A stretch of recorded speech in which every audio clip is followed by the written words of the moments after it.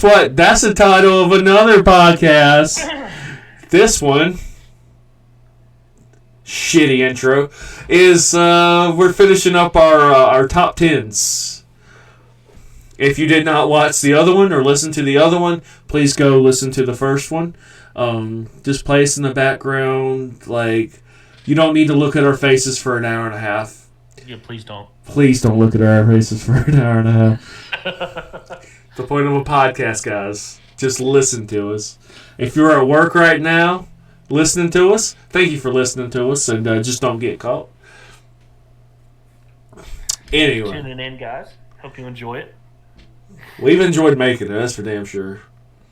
I don't get to talk video games very often, because I'm a huge nerd, and people don't get my references. But, starting off my top 10... it was 37 on Rolling Stones, and it made us both very mad. Because this game is a top 10 game that made our childhoods better. Made our lives better. This is Pokemon Gold and Silver. Hell yes. Questionably the best Pokemon game. Mine's a little higher on the list, but yes. Well, Super Smash Bros. Is higher on my list, so... But, this game, man. Oh my gosh. This was it, man. This was... I remember I was playing on my childhood. Yeah. I had gold and silver. Someone sold gold from me, so I was left with silver. I was so passionate about this game. I've already told Phoenix. I almost said your real name. Oh, by the way, Deacon Dane, real Phoenix. Yeah. How you doing? Unless you look at literally any of my other social medias and you'll see my real name. Oh well. But I was trying to catch Lugia, level 40.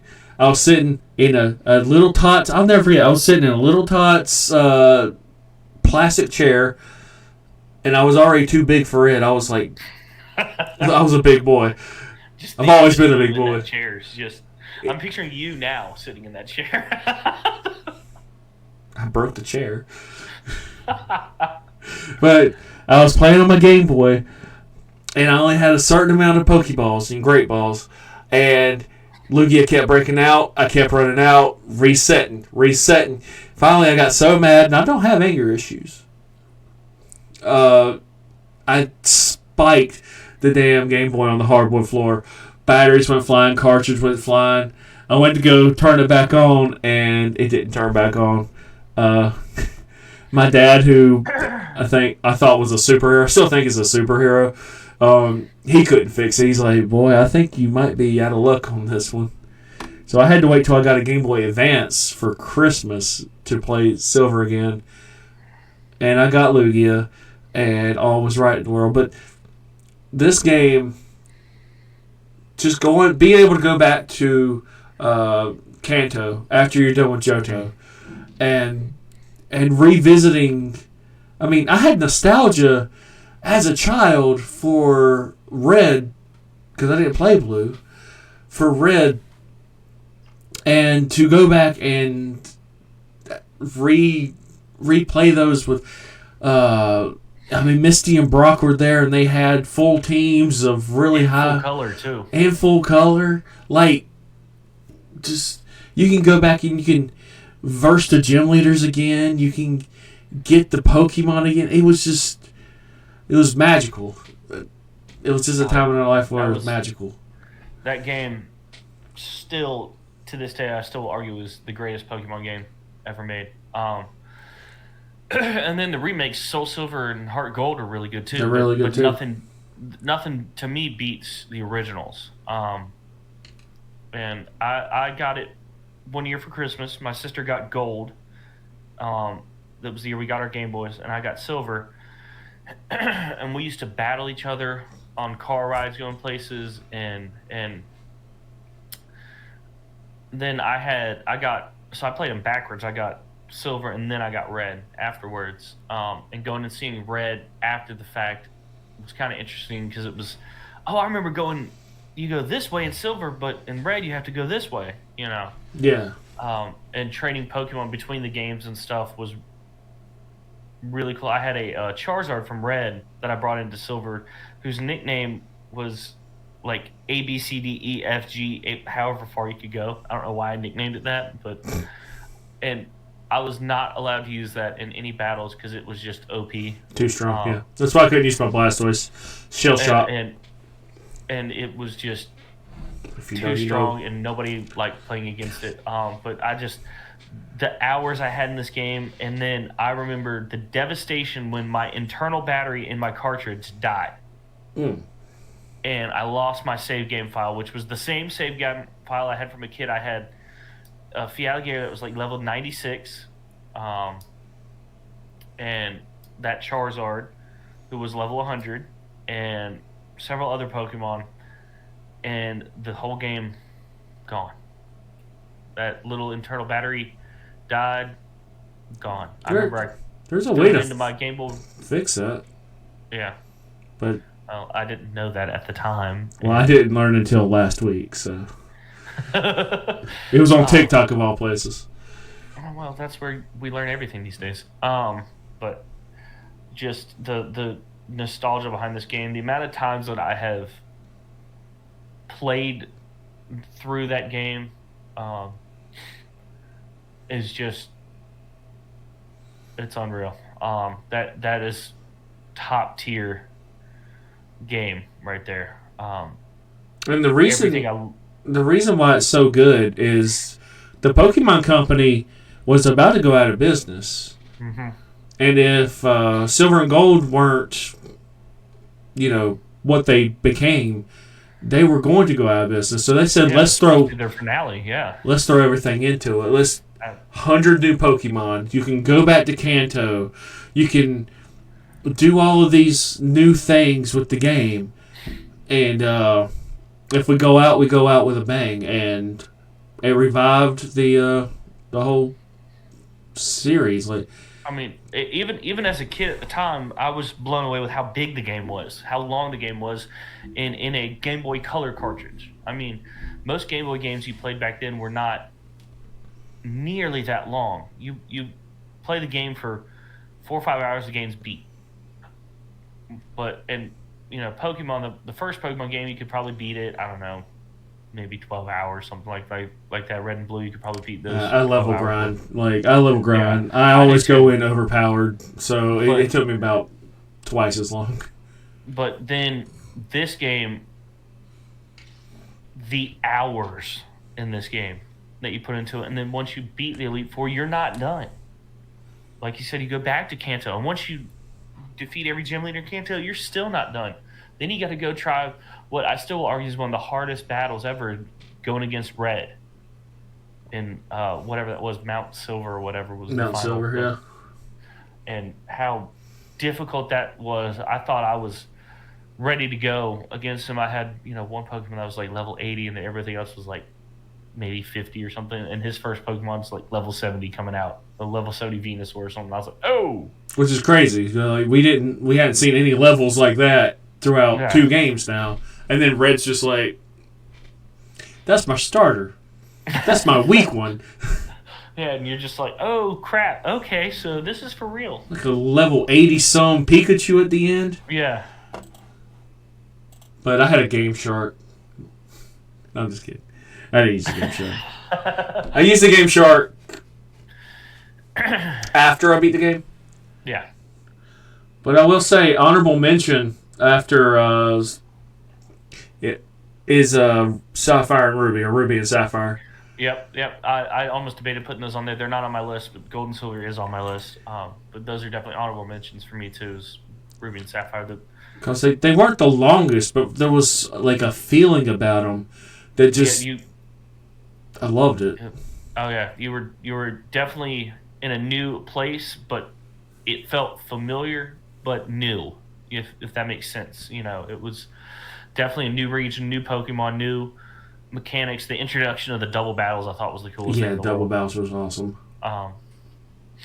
But those games, that was the peak Pokemon era. Yeah. Because it's also the time where the anime's on TV, everyone's collecting the cards. If you don't have the game, what's wrong with you? A Game Boy Advance was only $100, which is crazy. But yeah, I thought about putting this lower, like higher, but I don't know if this happened when you were in high school, but when I was in high school, there was a revival of this where, for some reason, I think it was my senior year actually, a whole bunch of us started pulling our old Game Boys out in class, and we're playing Pokemon again in class. And the one that no, we everybody was didn't do playing that. was Gold to Silver. Okay, well that was me and my dorky friends in high school. I mean, I think we had them. We had ROMs Yeah, by well, that time. we did too, but it was just something about we all started bringing our Game Boys back to class and pulling them out of storage and comparing our old games and stuff for several weeks. I think it was only a few weeks before they got banned from school because all of our teachers got mad. Um, us playing, sitting in the back of the classroom with link cables going between our desks and stuff was kind of not advised. Um, Stay in school, kids. Don't stay in school. Find what you want to do and leave. My nephew dropped out of school, got his GED, and got certified in welding all at the age of 17. So he's set for life. But he's got to turn 18. He just turned 18. But he had to turn 18 before you get a welding job. But he... What I'm saying is the school's not for everybody. No, it's really not. It's really not. Different podcast. That's a different podcast. But anyway, podcast. Pokemon Gold and Silver. I'm guessing yours is also on the list, but higher up. Yeah, it's higher up. I got some bangers coming up. I've got a few bangers coming up. So for my number 10, this one might be a little controversial. Obviously, the series should be on everybody's top 10, but in terms of the game that I picked, might be a little controversial. Mario Brothers 3. Of the Mario Brothers games, this one is my favorite, partially because this was the first one I was introduced to. I was actually introduced to the Game Boy Advance version. And then I went back and played the NES version. But this one was... Something about this game I just thought was fantastic. The Mario Brothers games are... Yeah. In a realm all their own. They're top tier. And it was between this and Super Mario World. But I went with this one purely because it's my list and I can do what I want. But this one, to me, the introduction of things like the Tanuki suit was just awesome. The level design of this was great. I mean, the little hidden things. Every world felt completely different. The overworld was really cool, that there were places where you didn't have to necessarily go in order. The music?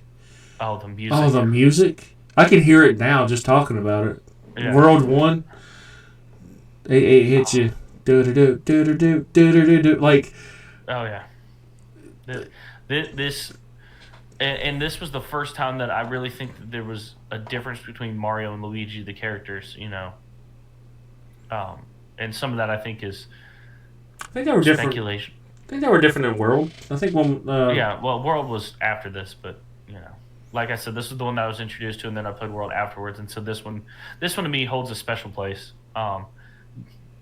But regardless, that one could be on the list.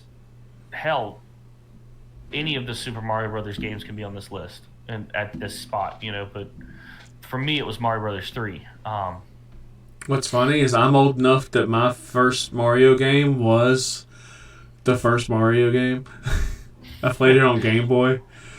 So that might have been a re-release, but that's... And then I played Mario Bros. 2, which was so different than every other Mario, but I beat it. Doki Panic. That's what that really was. But Mario World is on my honorable mentions. Yeah. So, but either way, these games... Those are two perfect games. They really are. They started a whole genre, and I mean... even if you look at it through its historical significance, these games were game changers, for lack of a better phrase, in the video game world. I mean, And like how like Pokemon, you can train and train your Pokemon to get experience to become over leveled and the game's easy. No, you had to trial and error this and world. You had to get good. And if you came across a really hard world, go back to the beginning to one of the easier levels to try to get some more one-ups, to get some lives. There were a couple exploits you could do that I took advantage of where you could just keep jumping on somebody and getting a whole bunch of lives because you had to stock up because you were going to burn through them when you finally came down to fighting Bowser at Bowser's Castle or whatever. People you were going to burn through some lives. People act like this whole Dark Souls thing where it's trial and error and you got to do it over and over again. Like, they act like that's new, and they compare everything to Dark Souls when it comes to difficulty. No. This was the 1980s right here. Yeah. 89? Something like that. Something was 89. I think it was... Don't worry, I'm sure someone will fact check us. I'm kind of doing it right now. Actually... Actually, the game came out in this was 1988. Oh, fuck. That was close. Hell, we didn't actually get it. That was Japan in October 23rd, 1988. We didn't get it till February 12th, 1990. Either way. Still before I was born. Yeah, but still, phenomenal game, phenomenal series. Yeah. I got nothing bad to say about most of Mario. No. That was back when he could do no wrong. Heck, that new Mario game came out last year, right? It was, what's it called? Mario Wonder. And me and my friends, I went to their house all weekend, and the three of us beat Super Mario Wonder in a weekend. And I remember I sat there for like 8 hours, because I go to their house, they're like, oh, we're beating it today. I'm like, okay. 8 hours, I finally stood up. I'm like, well... I played it at your house, and I bought it for myself, and I'm not replaying this, especially by myself. But just the level design, they still got it. Like, Mario Wonder was that 2 years ago? Time flies when you're getting old. You laugh. You're right behind me. Oh, I know. I'm not that far back. But, yeah, anyway. So, yeah, that's my number 10 is Mario Brothers 3. I mean, that's another series we can go on for forever talking about is the Mario Brothers. But well, we can probably briefly go over my number 9 because it's Super Smash Bros. Ultimate. Still the party game to go to when you have friends over. You still get hyped. There's still so many ways to play it. I'm still absolutely nasty as Donkey Kong, going on 25 years now. Right here. Ganondorf right here. I will just troll people in this game. I'm like, guys, to make it fair, I will just hit random, and whoever it gives me besides Olimar, I can beat you with. And then they give me Olimar, and I get absolutely wrecked. Or 2 friends gang up on me because they know they can't beat me. I never did it professionally because, well, 1, professionally, and 2, no, those guys are crazy if you watch them play. Yeah, I had a roommate in college. Not really roommate. He was... Ooh, I went to college. He lived in the room next door, pretty much. He was a melee, like competitive melee guy that would go do these tournaments and stuff on campus and go other places. I mean, he was crazy about the Smash Brothers games, and they're great games. They really are. And then Ultimate took everything that was in every game and threw it into one, and did it wonderfully, by the way. And then we've been talking about the music in games. The amount of music in this game. The amount of music. To a point where Ultimate also has a jukebox. Yeah, I mean, and hours there are of some music. Bangers on that soundtrack. Some absolute bangers. But I guess it's just me. I still go back to the old 64 stages with the old 64 music. Oh, yeah. Like, because Nostalgia. 100% Yeah, nostalgia. my favorite stage to this day is still the one when you're on Star Fox's ship. Yep. That was the stage we used to play all the time as kids on Yeah. 64. Yeah, exactly. Oh, it's imprinted. And somebody is screaming at me in the comments that I don't remember the name of the ship, but whatever. It was the Star I'm not big on Fox. the Star Fox games, Star Fox was the ship. It's named after his ship. Yeah. So anyway, I wasn't big on the Star Fox games either. But yeah, that's my number 9. And I'm still a beast at that game. yeah, I still play that game from time to time. I haven't plugged my Switch in months. Come on, Nintendo. You gotta keep up to get my money. Yeah, well, we got the Switch 2 coming. Well, they're gonna get my money because I want that new Mario Kart. Right. Sold. All right, so my number 9 is Fallout 4. See, that's controversial. It is. Because people are like, I like Fallout 3 better. You can like both. New Vegas is the best. That's fine. 4 was fun. I enjoyed 4. So it came down between New Vegas 4 and 3. So, I mean, put whichever one you want to put in here. But once again, this is my list, so I'm putting my favorites on here. So It's my list. Go make your own list.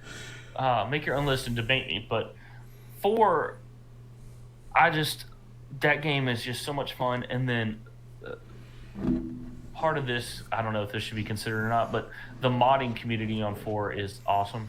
And I play with a lot of heavy mods whenever I play this game.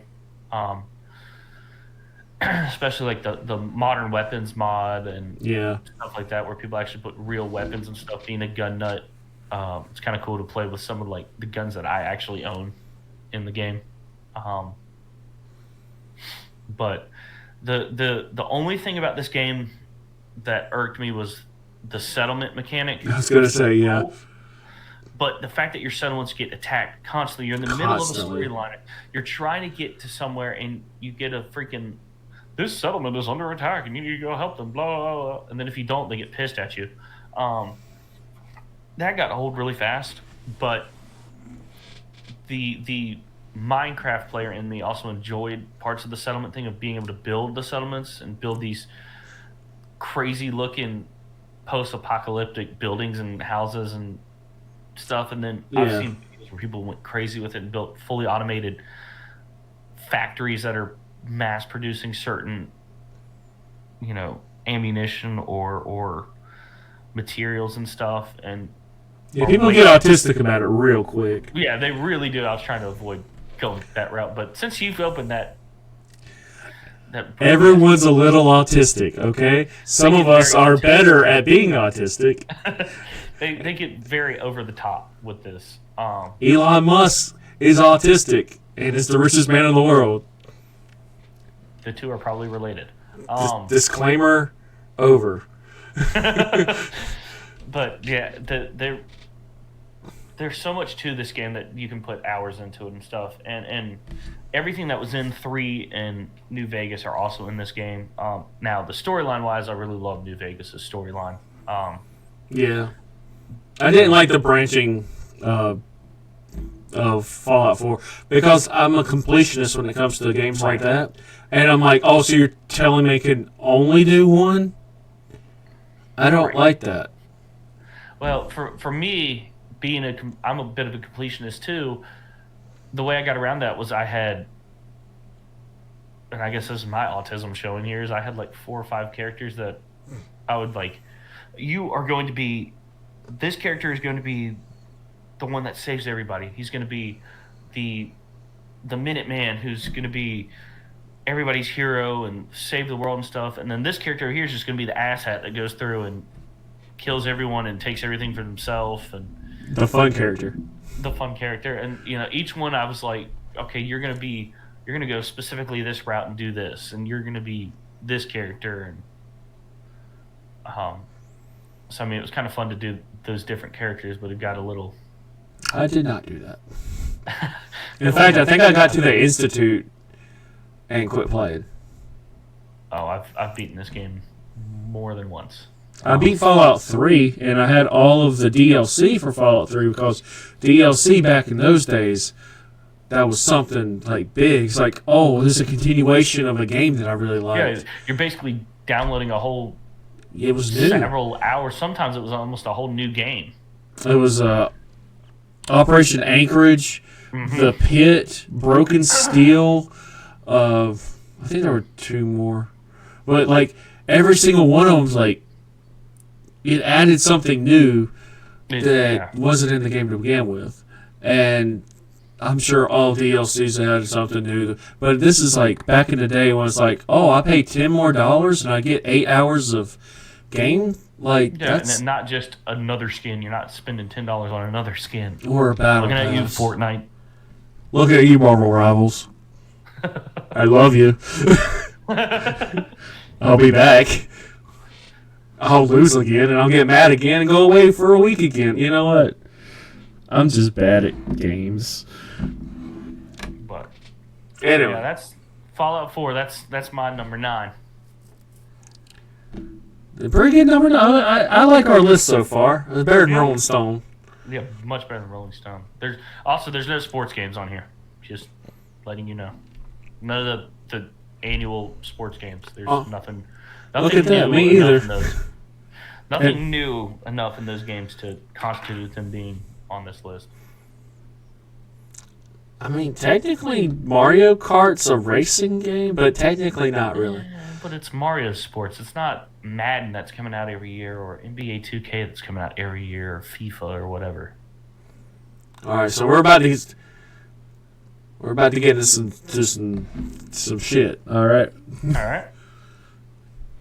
Number 8 on my list, and it's after this. This is actually a pretty common opinion.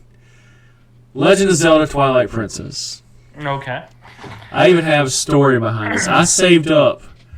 I didn't have a job. I didn't have an allowance. I don't know how I got money, but I saved up, and I pre-ordered the game for $20. Probably selling drugs, but I would go and I would put $10 down, $15 down, and I couldn't drive at the time. So my dad's, after I got it completely paid off, they gave me the receipt. I folded the receipt, put it in my wallet, and said I cannot wait to play this game. My dad said he was proud of me for being diligent with my money, found something that I wanted, and saved up for it. And, you know, when you're a child of divorce, anything that your parent says they're proud of you for, you keep that locked up. I got it. I started playing it. It wasn't enough time. I started waking up 30 minutes before I needed to go to school, and I would play 30 minutes of Twilight Princess every single day. And when I got home, I would play it. Like, this game, I haven't even said anything about the game yet. This is just me. This is how much I love this game. It had a new feel, a new style. Apparently, it's in the same universe as Majora's Mask, so you have, like, that creepiness. You start off as a fucking wolf. That later in the game, you can just turn into a fucking wolf. Like, it's so cool. You don't have Ganon. You have this other fruity-looking dude. But he was a good villain. Like, the whole game as a whole, like, was just new and different. And I just loved every single second of that game that I played. Of course, I beat it. It would have been a waste if I didn't beat it. But, yeah. Honorable mentions, as we've said, Majora's Mask and Wind Waker. I didn't think I was going to like Wind Waker. I really didn't. I bought it just because it said Zelda on it. Then I'm like, I'm playing this little chibi cartoon, motherfucker. Then I put it down for 2 weeks. I came back to it. And some people were like, Wind Waker's the most boring because, you know, you're on the seas and stuff because Ganon flooded the world. Or we flooded the world to stop Ganon or something. And I ended up really, really liking it. It's simplistic, it's stylistic, and it has some really good humor and some really, really good parts that were dynamic. I don't know how to say it, but, you know, I didn't expect it from such a little game. I wanted Wind Waker to look like Twilight Princess. And when I got Right. Twilight Princess, that was my pinnacle. I haven't enjoyed a Zelda game as much since. There, I can breathe. Fair enough. Fair enough. Like I said, this is your list, so it's your nostalgia. So I'm good. having those stories tied to games is what brings some of this back. Ties this together, and that's the cool thing about video games. Is that not only is it a way to get lost into something fun to do, but you get these stories that go with it, which are always kind of cool. Some of there's one game on this list that I'll get into later. Helped me through a really dark period of time, and that's why it's so high on the list. And it's one that I revisited when coming up with this list. I went back and looked at what I had done back then and stuff, but we'll get to that. Well, when you're always depressed, every single game gets you through. Seriously, depression's a real thing, folks. This is what the faces of depression look like. Look right here. Someone help me. I think every one of the last games that I have on my list, I have a very warm spot for, and they did help me through some difficult times. So, the next one for me is as far back as I can think about playing video games. This was one of the ones, and it was hard for me to pick one or two in this series, or three actually, but it's Age of Empires 2. I was wondering if one was going to say Age of Empires. Yeah, Age of Empires 2. Just, it's on my computer right now. Oh, it's on mine too. Don't worry. And I keep buying all the new expansion packs that they keep adding, because there's still a huge community out there that loves this game, still plays it competitively. I tried playing competitively one time. I thought I was good at the game. Nope. I was not good. Now, there's some actual war strategists out there that play that game. Oh, yeah. But this game, I remember playing at my neighbor's house across the street. He had it. Actually, technically, his brother had it. But we were playing it on their computer, and I was blown away by it. The whole concept of everything was happening in real time. As you're building your army in your base, so is somebody else. Yep. And they're attack you while you're trying to build up forces to attack them. And that whole concept to me just introduced me to a whole new world that I fell in love with. And in fact, one of my honorable mention games is another RTS game, Command & Conquer Red Alert 2. Command & Conquer. That was the other big RTS game there. And the late 90s, early 2000s was the prime time for RTS games. That was when Command & Conquer was real big. Command & Conquer started in the 90s, and then Red Alert 2 was like 2000 or something. Anyway, Age of Empires 2, Age of Kings, and then the Conqueror's expansion was the only way I knew to play it for the longest time. And then here in the last that was my share if you heard that. 5-10 years, they've released, I think they're now up to 6 different expansions to it that have all new factions, missions, all this. It's crazy. But the whole Age of Empires series is, because for me, the other thing that's kind of cool is I'm a history buff. I've always liked history stuff. Yeah, I also. So the fact that these are all historical battles and stuff. The whole training campaign, the tutorial campaign is the William Wallace story, which, after seeing Braveheart, I was like, dude, now I get to play it. That's awesome. So the whole time I'm playing that, I'm thinking I'm Mel Gibson in Braveheart. You can get the Age of Empires 20th Anniversary Collection, which is literally everything, for $70 on Steam. But that's not bad. I mean, that's not bad at all. And those are the first game was early Mesopotamian times and stuff, early civilizations, which was really cool. I remember downloading the trial version of that game. Had these 2 campaigns that were really badass. and then getting the actual game, and it had all these great campaigns where you played as the Greeks, the Egyptians, these Babylonians, just these old civilizations. And the second one was knights and world conquering and all that kind of stuff. All these civilizations are now,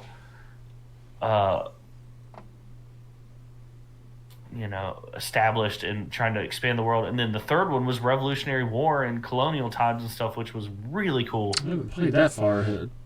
Um, I do have Age of Wonders and Age of Mythology. Yeah, Age of Mythology is awesome too, because that's all the gods and stuff. Egyptian mythology versus Greek mythology versus whatever. I mean, you have Raw going up against Achilles and stuff.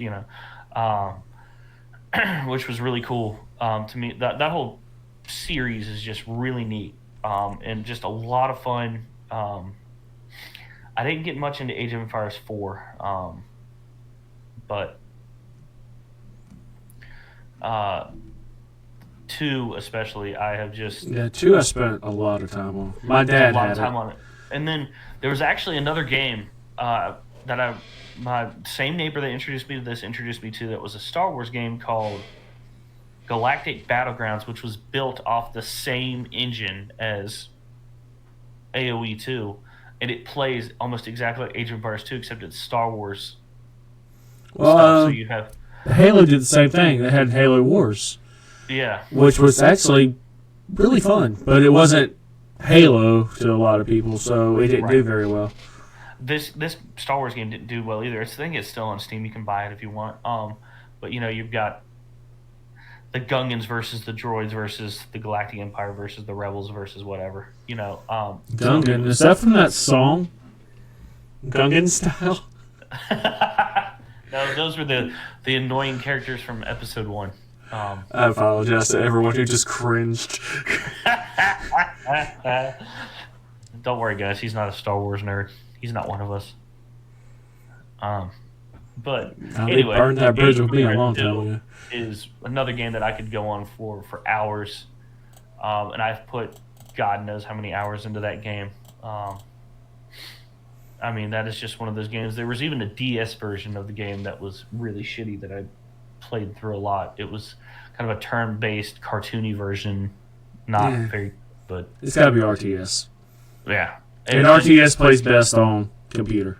It does. And the other thing that I loved doing was you could make your own campaigns and scenarios and maps and stuff, and I would try to make some crazy ones, and then my friends would come over and try to play through them, and I would laugh because I'd just make it to where they would just die instantly. But anyway. I want to talk about RTS real quick, because real-time strategy games, I was introduced to a game on the PlayStation called Dune 2000. Okay. That's right. Dune was an RTS game based off the, I think it was a 90s movie. But it's based off the books, obviously. Right. So you get to choose Harkonnen, Atreides, or the third one, the green guys. I forgot what they're called. And green guys. and I used to play that on my dad's PlayStation because I didn't have one. And when I did get one, my brother broke it. But we're not doing trauma today. But I really enjoyed that game, and I'm like, there's no games like this. And then my dad's like, well, if you like that game, this is Age of Empires. It's a little bit different. You don't harvest spice and everything, but and I just fell in love with it. Well, now my love of that game has brought me to there's a new game called Dune Spice Wars, which is an RTS game, and Manor Lords. And Manor Lords is very good, but that's more keep your people alive through the winter than Command and Conquer, no pun intended. Which actually was my favorite part of it, was just, I always get mad when I raised a really big city and then some guy put all his resources into defense and just, am I understanding what other countries feel about America? Is that what this feeling is? Are we the bad guys? But no, like in Dune Spice Wars, like I'd raise up this whole thing. Everything had a turret to defend it because it's different cities. That if you're Harkonnen, you could just bulldoze down and take all the resources, but you can't get them as an ally. Or if you're Atreides, you can go in and negotiate with them and bring them part of your stuff and have a peaceful. But whoever you're versing are assholes, and they will start invading you while you're just getting good, even on easy. And then there's these other things called renegades, which don't have an allegiance anywhere. They just bring in like a whole bunch of people and just bulldoze you. And I'm hoping there's a mod to turn them off, because anyway, sorry. RTS, I love RTS. Yes, RTS games are wonderful. It's like chess, but in real life. But in a video game. All right, you're up, buddy. All right, I was wondering when someone was going to mention this one. But my number next, where are we, number 7? 1, 2, 3, yeah, 7. My number 7 is Batman Arkham City. Okay, no shit, because my number 7 is Arkham City as well. Hey! Arkham City, the Arkham series, we still talk about how good it is. Like, Arkham Knight is always downloaded on my console. Like, Arkham City, I don't have the balls to platinum it because of all the Riddler stuff. Oh my god, some of those Riddler challenges are just insane. But just being able to choose different characters and run them through like combat simulations and stuff like that, like that has the replayability that after you beat the game, it's just like, oh, now you have all these challenges to do. You're not even halfway done with the game. You got to do all this over here. And man, Arkham City was, I'm gonna say, the best story. Oh god, yeah. It was kind of a weird ending boss battle, but it was, yeah. You can go on and the whole Arkham series, man. Yeah. Arkham City is the peak for sure. And it is still to this day, I still play it. One of those games I go back to, and it's just flawless mechanics. The combat in it is just unbelievable. The Like storylines are great. The characters are unreal. The voice acting. It's like Kevin Conroy and Mark Hamill. Mark Hamill and yeah, I wasn't going to say anything about his politics, but he does a good Joker voice. Yeah, I don't care for Mark Hamill's politics, but his Joker is just phenomenal, and it fits into this Arkham realm with you got enough of him being unhinged and sadistic, and it works. It all works. And Kevin Conroy to me is the voice of He Batman. is Batman. He always will be. Rest in peace. Yeah. But he always will be the voice of Batman, without a doubt. And that's because the animated series, you know. Oh yeah, yeah. I have all of it. I have all I of do it. too. And I've got all of the Justice League. Right over top of my head, right over there, is right over the top of my head. The white one over the top of my head is the Batman, all the animated movies, and right beside it is the animated series and Batman Beyond. And Batman Beyond, yes. Terry McGinnis. Why haven't we done a Batman Beyond? Like, that's everything you want. He's a young mixed race boy who becomes Batman. Isn't that what you want, Disney? Warner Brothers? Isn't that what you want? Right. I won't complain about that one. I'll probably complain about that one. Yeah. So that the whole, I could go on for days about the Arkham series. Because the Arkham, yeah. Honestly, it being number 7 on both of ours is funny for one, but it's just like, what are the next 6 going to be? Right.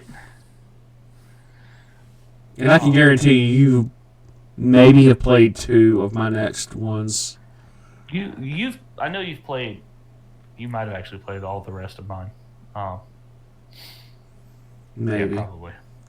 I had to think long and hard about my number 1 because I didn't know when I was going through my list that it would be my number 1 because I don't like overhyped games, and my number 1 is like lives up and then some to any hype. It was. Yeah, mine is the same. I wonder if we have the same number one based on that description. I wonder if we have the same number one. I don't know. Well, the only one to find out is my number 6, because we had the most number 7.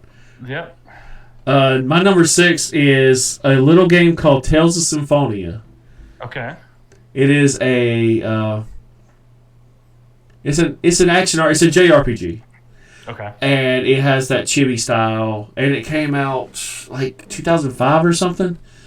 Now when I was going game hunting back in the day, I would see what had the most discs because I wanted the most money, or I wanted the most bang for my buck. And if this is the only money I'm getting all month, if I just had a birthday or something, like I want to play this game for a long time. Well, this was the only GameCube game that had 2 discs, and I was really impressed. So I picked it up. I kind of like, okay, it's got cartoony style and whatever. And then I fell in love with the combat. The combat is like, this game should be a turn-based strategy. It feels like a turn-based strategy, but instead you go up and you just hit shit with a sword. And I'm like, that's awesome. I love that. So I fell in love with the combos and all the things that you can do. And then like 10 hours into the game, I'm still getting tutorial stuff. Like, you can also do this, and don't forget about this. And even to this day, Tales of Symphonia is how I got into the Tales series. Symphonia is pretty much the one that most people got into. Right now I'm playing a remaster of Tales of Graces, which came out, I don't know. But a couple years ago there was one called Tales of Arise. And Tales of... And they all have this story, this connecting story of like... We're going to show you like down-to-earth politics and stuff. This is what your perception of what's going on, what everyone's perception of what's going on is. But then you start discovering stuff, and next thing you know, there's this whole intergalactic or trans-dimensional bullshit that now you are the only one who knows about it, and you yourself and your party of friends have to fix, or all of existence is gone, all of reality is gone. So it blows up really quickly. The storytelling's great. The character writing is great. The Japanese know how to write a story. I love JRPGs.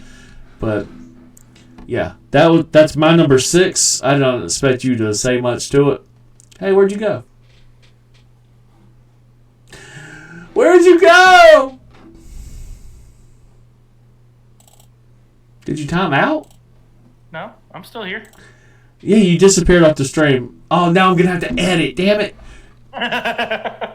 Or we can leave it in and show you how real shit is. This shit be real. That's my number. Yeah, I've never heard of that game, actually. If you like a good story and fun gameplay, like, they did a remaster. It looks as good as it's going to look. Okay. It's an older JRPG that can take, I think, 100 hours. Dang. Again, a level grind, so it probably is actually like a 60-hour game. But you get your money's worth for sure. All right. So my number 6 is a little bit more of a commercially successful game. Red Dead Redemption 2. Really? Yes. Okay. Absolutely love the Red Dead series. Starting with Red Dead Revolver. Yeah. But I love cowboys. Love the old spaghetti western cowboy stuff. I knew that was coming. And that's what she said. Just like that. And just like that, we're back, baby. Oh, gosh. Oh, man. Oh, God, I'm trying to recover from that.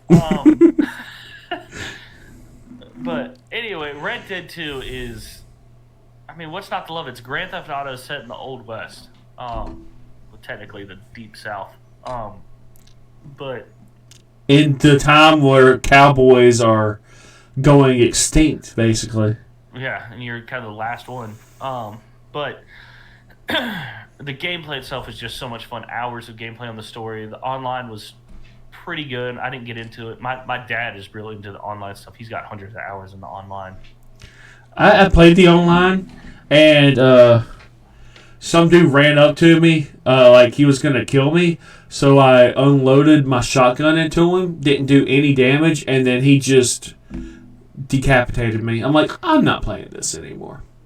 Yeah, that's the problem now is the lobbies are so hacked, and Rockstar doesn't, just like their GTA lobbies, they don't do any policing of any of that kind of stuff, so it's really bad. But in terms of the gameplay and the characters, is just phenomenal to me, and the amount of you can tell that they really took their time to make a quality game. The motion capture on this stuff is so lifelike. You fall in love with the characters. You really get heartbroken when one of the characters dies or everybody or whatever happens in the story. Except for a couple. A couple of them, it's like, okay, you deserve that. Yeah, if you played, If you play the game, when they finally die, you go, yes. Oh no. What? Lenny! Lenny! He didn't deserve what he got. No. That bar scene with Lenny, too. I was like, I love this game. I'm just getting into it, and I love this game. I'm over here looking for Lenny, and Lenny's dressed as everybody. Exactly. Lenny! But the game also has that element I love of there's more to it than sure you could just blow through the storyline and do the main story quest, but all these side quests, side characters, things to collect. There's hunting to go do. You can go do legendary hunting of animals and go back to the trapper and get all kinds of crazy cool pieces of garb. It's not really armor, but chaps and hats and vests and things that are all real badass looking. Some of them are just real goofy looking, but some of them are just cool to have. Go try to find the best horse out in the wild, capture them. Go try to finish filling out your journal. There's tons hours of shit and to hours do. and hours of stuff to do there. I love the game. And unlike Assassin's Creed, like there's a lot to do in Assassin's Creed, and they throw it all at you at once, and you get overwhelmed. Right. With Red Dead Redemption 2, it's like you can if you want to. You can go hunting with a bow. Yeah, very good mechanics when it comes to hunting with a bow. You don't have to. No. You can keep your camp fed and everything, but you don't have to. It's just all these optional things that if you want to get immersed in a game, you can do it. It's great. You can get immersed as you want to, or separate yourself from it as much as you want to and just go through the story. But it's another game. For me, a good game is one that, even though I've beaten it and I know the majority of what's going to happen, you can go back and play it. But the other side of that is, first playthrough, I went and did, the good cowboy, have the whole redemption thing, went that whole story arc just to play through. But then the second time I was like, you know what? I'm going to be an asshole. And every decision I make is going to benefit number one. And that's it. I don't care about anybody else. And the way things change, the dialogue changes, everything changes from one to the other. It's almost like it's a whole different game. And so that to me is just what really makes it a phenomenal game, is the fact that you can play the game several times and have a completely different experience with it. So that's why it's so high on my list. But and I know a lot of people didn't like the game. It's not everybody's cup of tea, but for me, I loved it.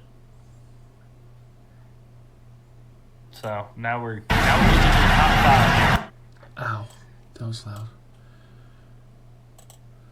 What are you doing? Don't worry about it.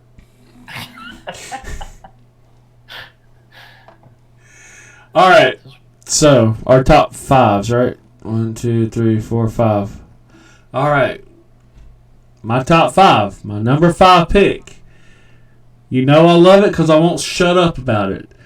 It is my game of the year, 2024, and if you say it's Astrobot, then you're just a shill, okay? Astrobot is not as good as this game. Black Myth Wukong. I was going to say, I wonder what this could be. All my friends know because I won't shut up about it, especially when the Game Awards was happening. Black Myth Wukong has the best art direction, the best story, the best graphics, the best gameplay. I don't even like Souls-like games. I don't even like these boss rush games or whatever you want to call it. They spent years making this game. Every dime they made went into this game. They made, I think, $250 billion off of this game, or $250 million off this game. I'm bad with numbers. But Wukong is made by a Chinese company called Game Science, which apparently upset some people, which is why it didn't get Game of the Year. Because some person over at Kotaku, who is a dead journalism game, basically, games journalism's dead to begin with. Guess what? That's another topic for another day. But they said they misinterpreted something, said that every one of the devs at this was sexist, and next thing you know, it's losing Game of the Year. Anyway, like I said, because I haven't said it enough, it continues the story, the Chinese story, Journey to the West. And if you don't know Journey to the West, read it, listen to it, something, because it is such a good myth. I'm a very big fan of myths and legends. And this one continues it. You are Sun Wukong. You are trying to get your power back after something bad happens in the first opening cutscene. You do meet Sun Wukong's old friends. It's just, if you know the lore, it makes the game so much better. If you're just playing it because it's, another Souls-like game, then you miss the point. Like, the game is gorgeous. In between chapters, they have this different art direction. Like, there's stop motion for one. There's anime for another. There's beautiful music tied in. Just the beginning of Act 2 or Chapter 2, you have a headless Bonastafa or priest singing and playing a guitar. I don't know what they're actually called. And it swept the internet by storm when it happened because of how catchy the music was and how outlandish everything was. Just, again, I could go on for days and days about how good a game Wukong is. I'm replaying it right now. Again, all my friends know because I won't shut up every time I play it. But number 5 on my list is Black Myth Wukong, and I'm looking forward to the next one. I think it's Black Myth Wulong or Wu something. It's another Chinese character, and is a female, and the game looks absolutely gorgeous. And I have no idea about the lore behind that one, so I'm looking forward to learning something. All right. Well, my number 5 we've already talked about is Pokemon Gold Silver / Crystal, if you want to throw Crystal. Oh, I forgot about Crystal. Yeah. All my rich friends had Crystal. I didn't. Yeah. But Pokemon Gold and Silver. I mean, what more can we say that we haven't already said about how good these games are? All the mechanics in the game were wonderful. Brought in 2 new Pokemon types that we hadn't seen. And I mean, everybody remembers how frustrating it was trying to get through Whitney the first time, and when you finally defeated that stupid ass Miltank. That just brings up everybody that's played that game. That just brings up the same reaction that you just had. That fucking Miltank, dude. That stupid ass Miltank. When you finally beat it, the rest of the game just didn't feel as difficult. She had 2 Pokemon. It was like a Murray and a Miltank. I think. Yeah. Like, it was something. But I don't remember. But Miltank was the big, hefty tank of a cow. Tank that had freaking a track that would. And then rollout. So much rollout. Oh, God. But, here we are years later, still talking about that game and how good it was. Just tells you why this is a top 5 game in my world. I mean, I remember the first time I encountered one of the legendary dogs, and Yeah, me too. it It was like, instantly ran away. And then every time I tried to track it in the Pokédex, I was It's always always- one step behind it. yeah. You know, And there's a reason, like, it would check when you were checking on it and move.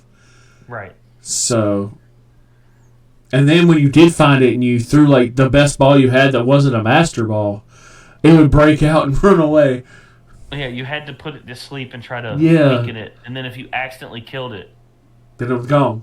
it was gone. That was it. Oh, such good game, man. It was, I mean, childhood. It was childhood. That was the long car rides of playing that game. The amount of times that my dad especially get mad at me if we were going to a restaurant and playing that game in the backseat with the light on, which pissed him off because we didn't have a backlit screen. Kids today don't know what Yeah. that was. How good they have it. You could only move when you were passing a street light, or you would hope for a red light and sit there at the street light and be like, okay, now I can move for a few minutes. And then I got one of those little plug-in lights that drains your battery. So quickly. And my dad would get so pissed when we get somewhere, like we go out to eat, and I'd be in the middle of a trainer battle, and you can't just pause it. You can't just pause the game. You can't just turn it off and come back and it go into rest mode. There was no rest mode. There was No, rest mode, when we heard about for the first time, we're like, holy shit, where's this been my whole life? Like, because the amount of times that you were trying to go do something, but you're in the middle of a trainer battle, you had to finish it so you could get to a save point to leave. The amount of times my dad would be like, I'm going to just leave you in the car. Okay, I'll see you when they get in there. Yeah, I'll be like, all right, when I finish the battle, I'll be inside. You walk in, I'm looking for my dad. Whose child is this? The amount of times that actually happened, I'm surprised child services were not called on my parents. Yeah, they're a little bit more trigger happy now than they used to be. Yeah. I remember I lost my dad in Walmart, and my mom always told me if you lose her, child divorce, always go up to customer service and ask, to page this person. I'm here. I did for my dad one time because I wandered off into the electronics section, and he was probably in the food or wherever adults went to. He came over. He didn't look mad or anything. He says, "Don't you ever do that again. You embarrassed me." I'm like, that sounds like I said, but Mom said that's what I'm supposed to do so I don't get lost. He's like, you know where I'm going to be at. I'm not going to lose you. I'm not going to leave without you. Don't do that again. Which gave me anxiety every time I got lost. Dad's going to get mad if I call him. There's a time before cell phones, everybody. Yes. I wasn't a 7-year-old with a cell phone. And if you have a 7-year-old with a cell phone, the fuck is your problem? Yeah, shame on you. Shame on you. Shame. Oh, man. Shame. Well, Game of Thrones reference when it was good. Oh, man. Oh, man. All right. We are Number 4 for you, sir. We are fastly approaching. It's gonna be another obscure game. You don't know what? None of mine are obscure from this point. Maybe surprising, but not obscure. Two of mine coming up aren't obscure because I've noticed them. There's a game we both like that you or I haven't said yet. So I'm wondering how close we're getting to one of us saying It's it. the next one on my list. But my number 4 is a little game called Legend of Dragoon. Okay. Again, when I was a kid, I would look for how many discs a game had. And it had 4. And I still have it in mint condition at my dad's house with all his PlayStation games because I'm like, it's a pretty penny now. Maybe. Not everything old is worth something. I know you watch Antiques Roadshow when they show some old bullshit like this is a spoon that the medieval people used to use to clean their asses. Not everything is worth something, okay? Here's a penny from wherever, 1847. How much worth is it? It's worth a penny. Believe it or not, it's There's worth a some penny. very. I'm just looking at prices. There's some very different prices, anywhere from Mm-hmm. $10 to $2,000. Yeah, mine might have a scratch or two on it. I don't know. I haven't looked at it, but I keep it with the stuff that isn't going to get broke. Because in my house, if I liked something and my brother saw that I liked it, it would be destroyed Oh immediately. yeah, I'm very familiar with that. I was the one that was destroying my sister's stuff. So I was your brother in that scenario. A meth head? Okay, maybe not that, but If you're watching this, an Dylan asshole. from prison, I don't care. He ain't watching. Anyway, Legend Dragoon, it had a very good art style for a PS1 game. But why it's so high on my list is the story and the characters. This came out at a time where I think I heard Sony was trying to make their own Final Fantasy. And Final Fantasy VII dropped around the same time and absolutely wiped this game off the map. But you start off and you're this guy named Dart, and he is as anime protagonisty as you can get. He's got the spiky hair, he's got the big sword, he's got the cool armor, he's got the anime girl next to him, and he finds out he has this power to become like his soul's bonded with a dragon basically, and he gets this really cool like winged armor, and it just goes from there for 4 discs, and it takes forever. You learn so much lore. I'm big for storytelling. I love a good story in a video game, especially the next one. The next one on my list has actually inspired my writing. Like it's huge. But this one, you had very JRPG. You have a whole bunch of people that come together for a common cause. You have a protagonist and antagonist. The antagonist who actually ends up being betrayed by the real antagonist, who he helps you fight in the very end of the game, because throughout the game they're like leaving little seeds that he's not actually a bad guy, and he's protecting people and helping people, and just good story writing. Period. Um, I have it. You can buy it on PlayStation Store. They did a remaster, which they didn't really change anything at all. It's the exact same game. I don't know why they called it a remaster. They put it on PS4 and 5. They both look the exact same. But yeah, this game, it ate up a lot of hours. It was my first turn-based strategy outside of Pokemon that I really enjoyed, because you go to hit and a square will like turn and go to the camera, and you had to hit the square button at the right time to keep the combo going.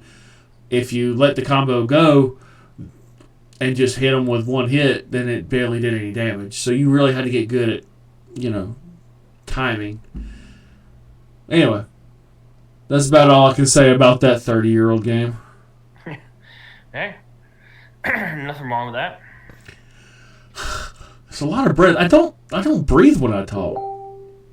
Why are y'all talking? Go away. Sorry. I know that's coming through when I'm recording. All right, so my number 4 is probably the game you're waiting for somebody to say. But this is Spider-Man for the PS4/PS5. It's the one that I was waiting for one of us to say. Fucking phenomenal video game. Absolutely perfection. Um, Except for the Mary Jane missions, absolute perfection. well, the Mary Jane missions are fun in their own. They were maybe in the first one. I still dreaded it when I did a replay. Yeah. And then number 2, man, they just did not hit. But It's, I mean, what's not to love about you finally get to play Spider-Man as Spider-Man is intended to be played. You are Spider-Man going through New York, well, specifically Manhattan, but going through New York City, and first of all, you got a terrific story. The main storyline is just terrific. The guy that you think is your mentor ends up being the chief villain, and then once you've defeated him, you're like, all right, things are finally. I think we're getting close to the end of the story. No, all hell breaks loose, and Yep. your other mentor, Otto Octavius, and now I'm spoiling a bunch of shit, turns out to be the chief bad guy, Doc Ock, and he bands together all the other big villains from The Sinister Six. Yeah, the Sinister Six. And I mean, it just the combat for this game, I cannot get over how fluent this combat, how badass it is to watch somebody. Like, I was playing this one day and my dad saw me playing it and goes, "Wow, you're good at this game." I'm like, "No, it's just the combat makes it look It makes it look like it, yeah. You know, that the same with just Batman. Yeah, you're just hitting all these combos in the right order and stuff. It looks like a really well done action scene from a movie. And Spider-Man is probably my favorite superhero of all time. It's either Spider-Man or Batman.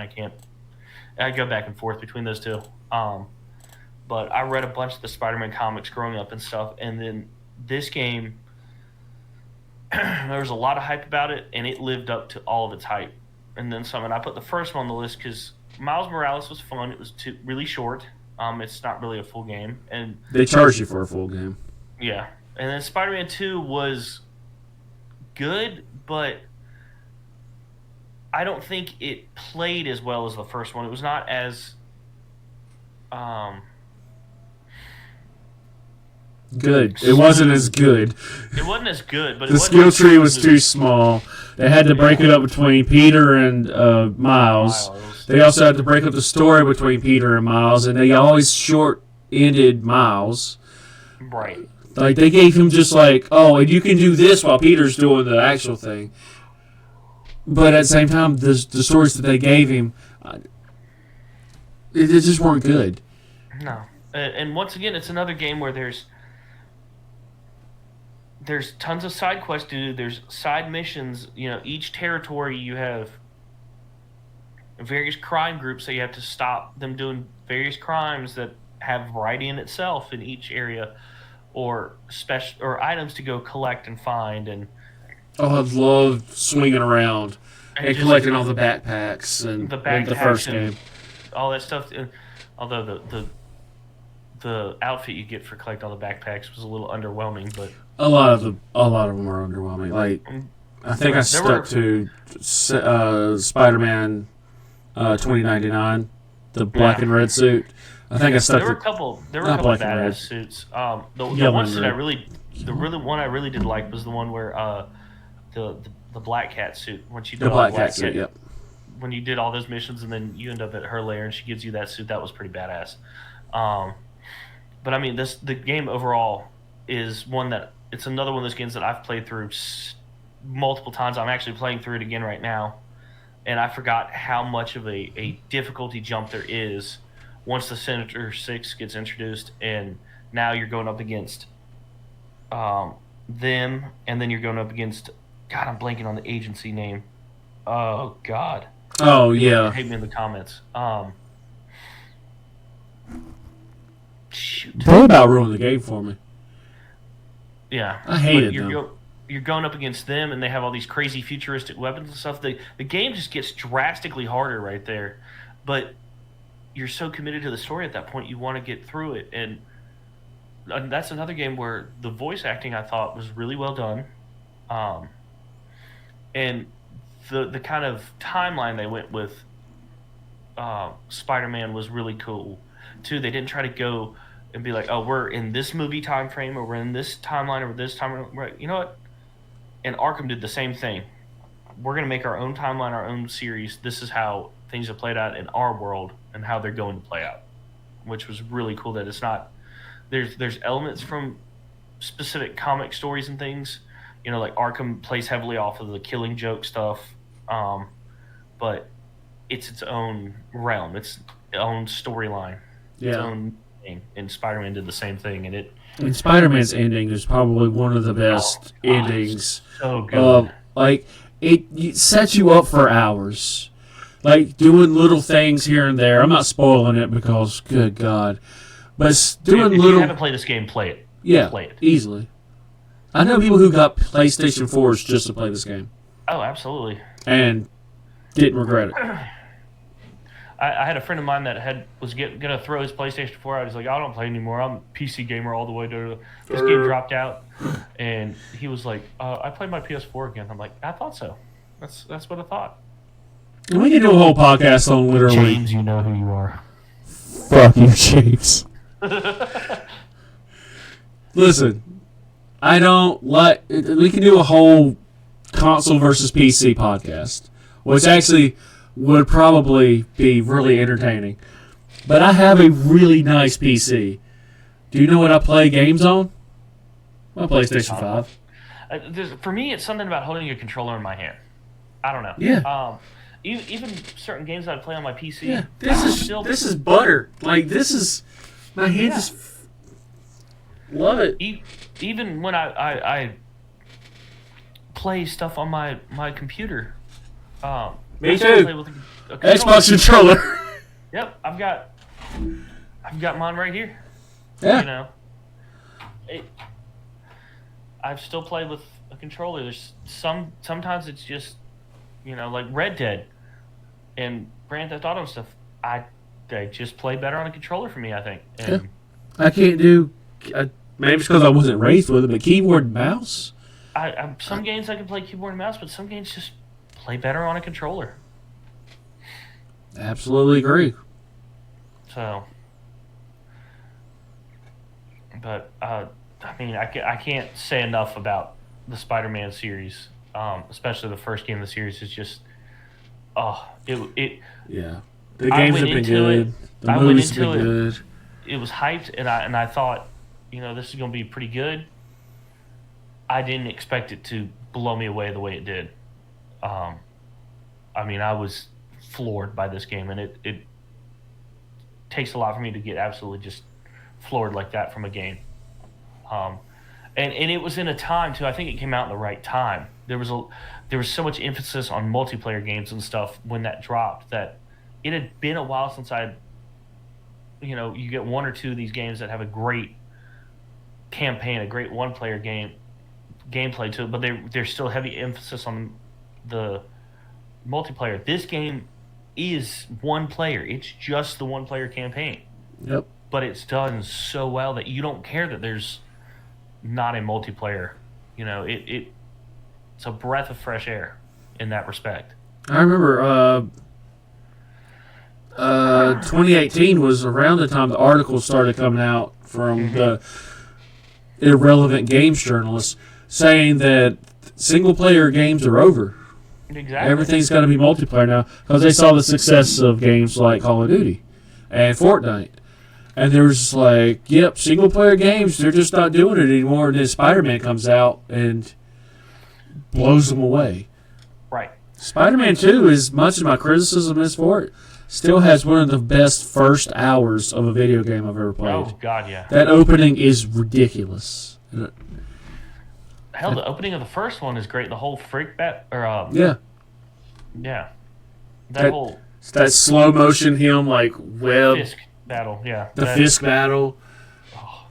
Like, yeah, it's just those are great games. And Rolling Stone had. Did they even have it on the list? No, it wasn't even on the list. It went on the list. They had Arkham at like 41 or something like that. Yeah. Arkham City at like 41, and then that was the last superhero game they had mentioned. Yeah, if you're listening and we keep referring to it, go to Rolling Stone 50 or best 50 games of all time. And when you see Tetris, just slap yourself in the head. Yeah, there's some very big questions on that list. Oh, God. I really wish that podcast had recorded right. Yeah, me too. There was some strong opinions. Strong opinions, yeah. We've had some strong opinions on this one, too. Yeah. So, now we're getting to the nitty-gritty. Top 3, man. What you got? What you got? All right, let me see. I'm going to try to do something. The very next scene is he's versing a... it's like your tutorial on how to fight. He's versing one of those big old hammer things that like keep falling down on him. So, maybe in editing I could add in a video. You know, that's a lot of work. Go watch it. Whoever Just watching this. It's Yeah, Lost Odyssey. Put that video in the description. Description? Yeah. I'll definitely do that. Because that intro is what made me want to buy the game. Also, G4 used to be a thing, G4 Tech TV. Yeah. And someone was reviewing the game, gave it like a 7, and said that the discs inside the box were a little janky. That's right, this is another 4-disc game. It is my number 3. But you learn about that badass. His name is Kam. He is an immortal. Because at the end of all of that, the sky opens up and a meteor falls and kills both sides of the army. And he just looks at it, doesn't look scared at all. And just as the wave comes to hit him, he just closes his eyes. And then you wake up and you're fine. You can't die. And then you find out why later. You find out that he's an immortal later. You find out that he's not the only one later. And that they are sitting on a mission through something that's still at the end of the game, you still don't know what it is. Like a different dimension. Set on a mission to, what were they doing? I think they were trying to save their dimension or something like that. Like, it's another one of those games where it starts small. You're the commander of an army. And then it opens up bigger and bigger to, like all the games that I really like big stakes. But that game is turn-based strategy. And just like Legend of Dragoon, it has like, when you go to hit somebody, you gotta like hold the right trigger until it gets right, the circle gets into the circle, and then you let go of it for a good or a perfect hit, and that increases like your odds of doing stuff. It's extremely hard to find. I finally found it on the Xbox Marketplace, and I don't know if it's still there. I know that I bought it and downloaded it, so I have it. But that game, its writing, its setting, it's just, from the opening, you can tell, like, there's a lot of questions, and you want answered. So you play the game, and come to find out, all you do is get more questions until, like, the very end. And then everything is tied up perfectly with a nice bow on it, and it's just an amazing game. The writing of it has really changed the way I thought about storytelling, and is why that now is kind of my go-to when I'm telling a story or writing a story. And just very, very good game that no one played. Like, I like these nuances. I like these, like, only I have this experience. But if you know, you know. This game is so damn good. That was the way some of these were for me, like Advanced Wars and stuff like that. That was, if you know, you know. But all right, Mr. Phoenix. What is your... I almost said your name. What is... Real Phoenix is what I go by, so... Oh, you spelled real wrong. It's real as in a fishing reel. Note the rods above my head. I thought it was real like a movie reel, because look at all the movies behind you. Okay, so it applies to either one. So there you go. Boom. So, anyway, my number 3 is another commercial success, GTA 5. Oh, yeah. No GTA on my list. Obviously. That's like one of the biggest games ever. Yeah, if you haven't played this game by now, you live under a rock, and how are you even finding our video? It's on 3 consoles. 3 generations of consoles. Generations of consoles. The game came out in, 2013?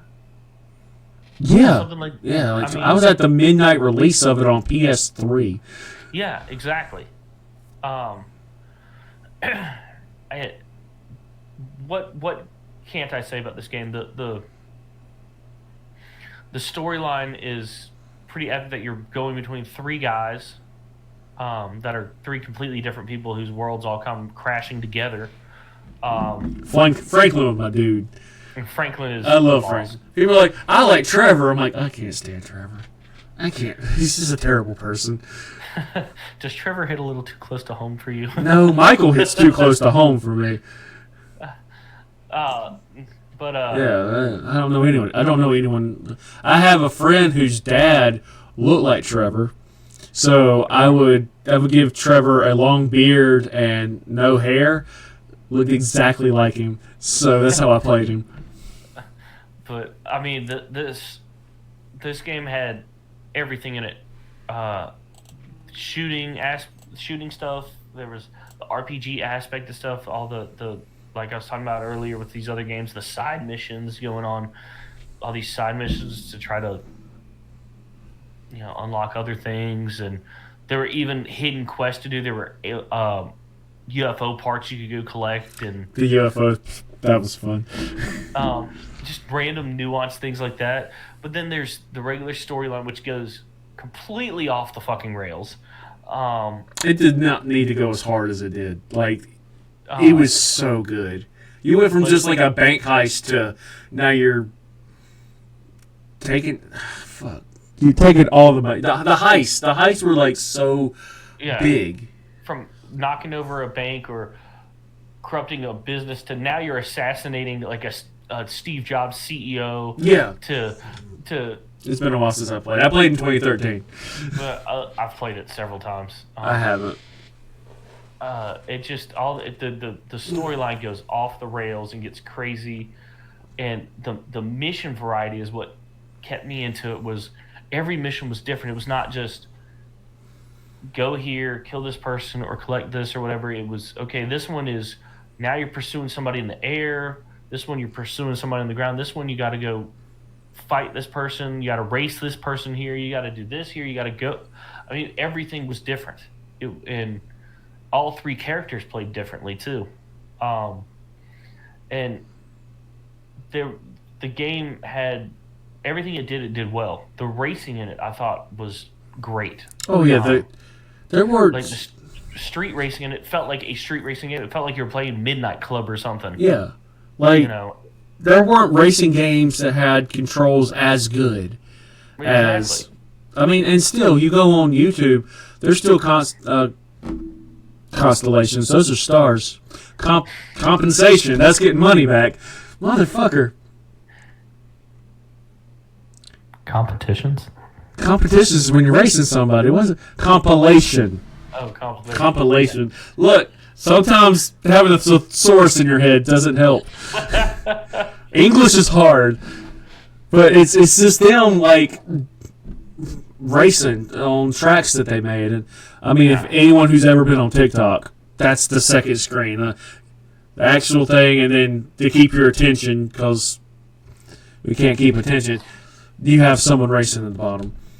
Yeah, I mean, it just you could even go through customized cars and stuff. I mean, online. Oh man, online was ridiculous. Fun. I played it for a long time when you could have your own crews and you had your own. You were leading heist. You could even have your own motorcycle club at one point. I don't know if that's still a thing. I haven't been online in years, but like you could lead up a motorcycle gang and all. I mean, it was just so much stuff to it. But then the last few times I played online, I got into hacked lobbies where it just wasn't fun. And then here recently, I can't even get onto my online account that I spent a bunch of money on because I got locked out of an email address and Rockstar won't let me change it. And now they want me to send me a confirmation code to that email address, and I can't do anything about that because I can't get into that email address. That sucks. So, yeah. But anyway, that's another little side rant of what's wrong with the gaming world. Hackers. Children. Businesses that are getting too big for their own pants. That's why I'm very cautious about GTA 6. Yeah. Because I've seen their team. But I'm cautiously excited. Their team is mostly women. And I'm not down talking women. I'm just saying, growing up, I didn't know any girls that play GTA. Now they're making GTA 6 with a female protagonist. So these are red flags that gamers like us notice. And they're wanting to charge $100 for it. Which is another giant red flag. So I want it to be good. God knows we need some good games. Because it's not been a good couple years. No, But I'm just saying, since we've had some. If you notice, I think the most recent game on my list here is Spider-Man for the PS4. Um, it's been mine a was while. Wukong. Mine was last year. But yeah. Besides that, yeah, you're right. These are old games that we're talking about. It's been a minute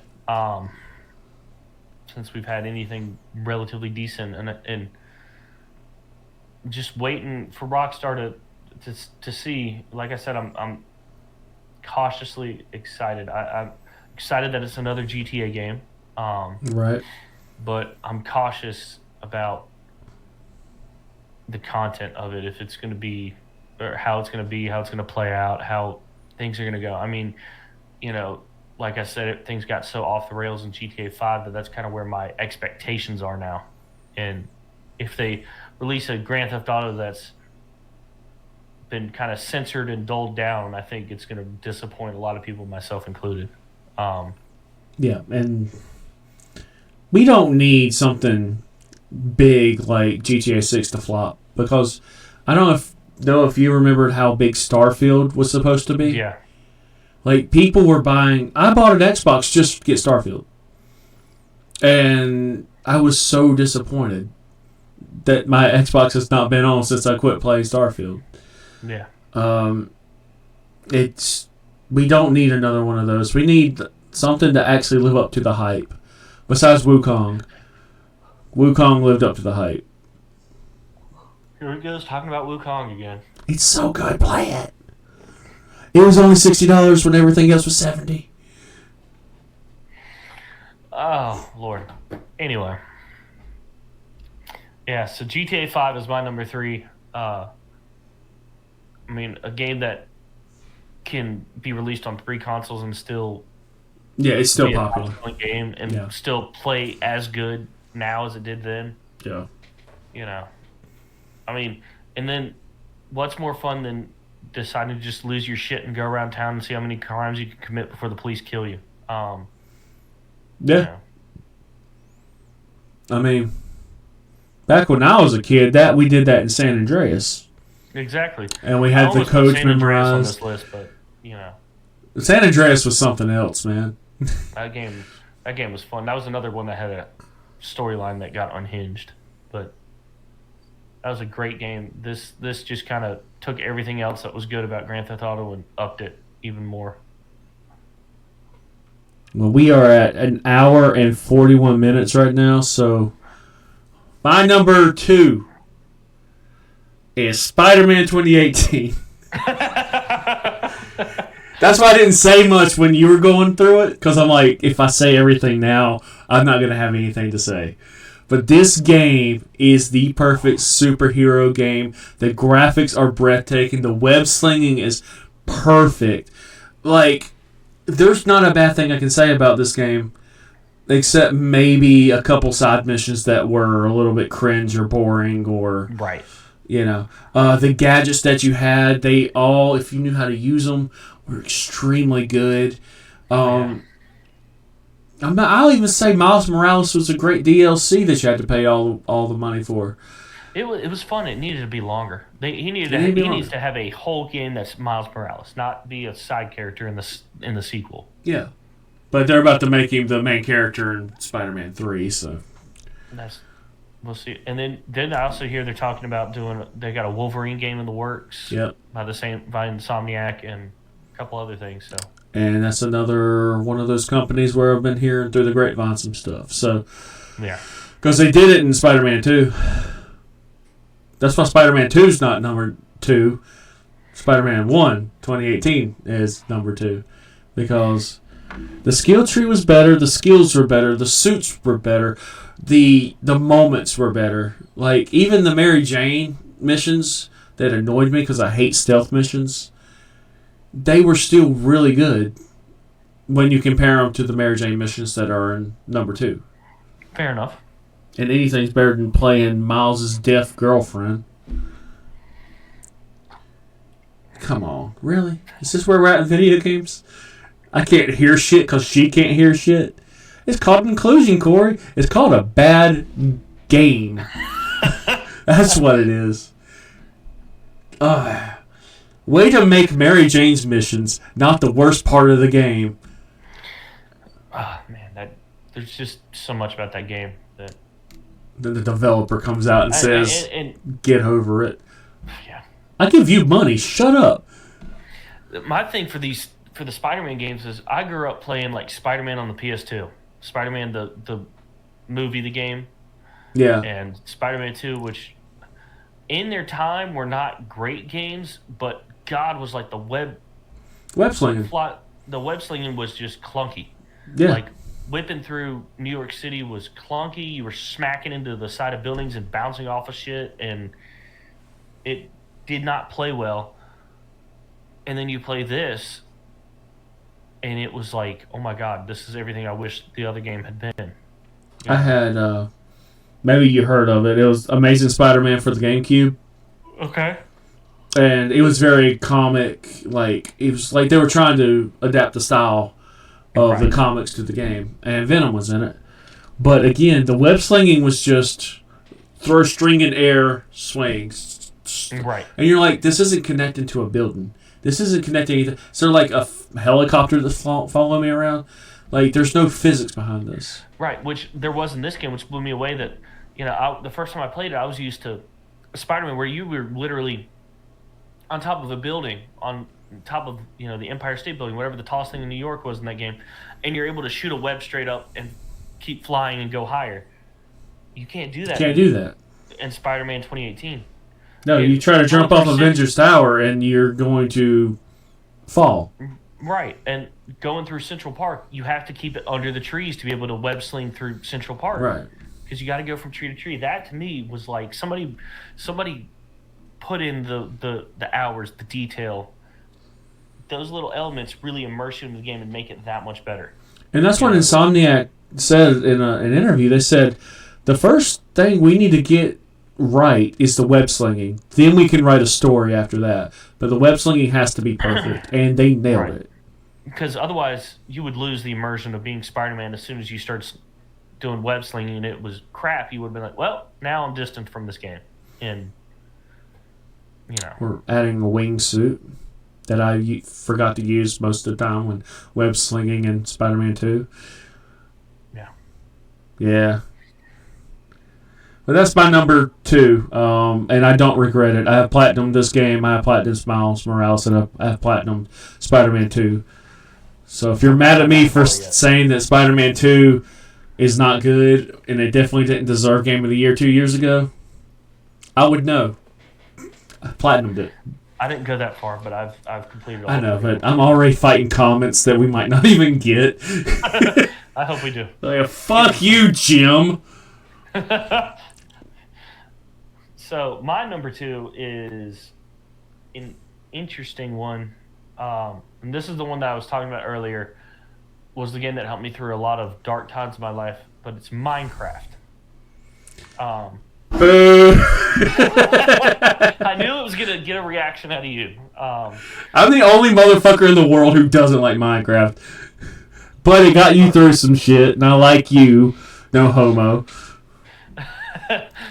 Well, thank you. Not that there's anything wrong with that.